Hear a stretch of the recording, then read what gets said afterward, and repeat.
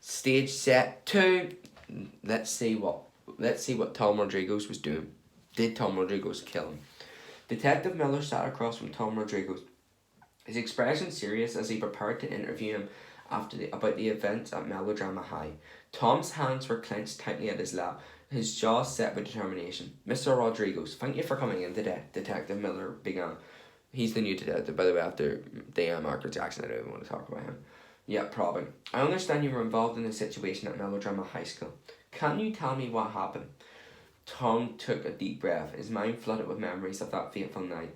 "Yes, of course," he replied, his voice steady despite the turmoil within.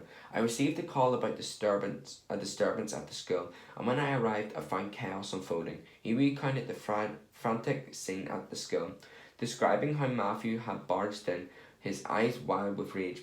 It was out of control," Tom recalled, his voice tingled with a hint of disbelief. "He was threatening everyone, and I knew I had to try to stop him."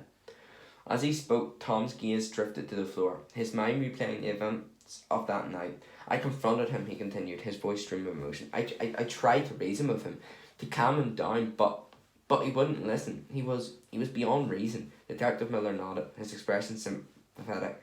"And did you have any contact with Matthew after that?" Tom shook his head, a shadow crossing his features.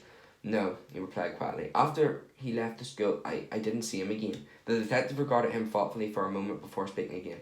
"Thank you, Mr. Rodrigoz," he said, his tone respectful. "I know this must be difficult for you, but your cooperation is greatly appreciated." As Tom left the interview room, his mind was reeled with questions and uncertainty. Had he done enough to stop Matthew, or had he failed to prevent the tragedy that followed? Only time would tell.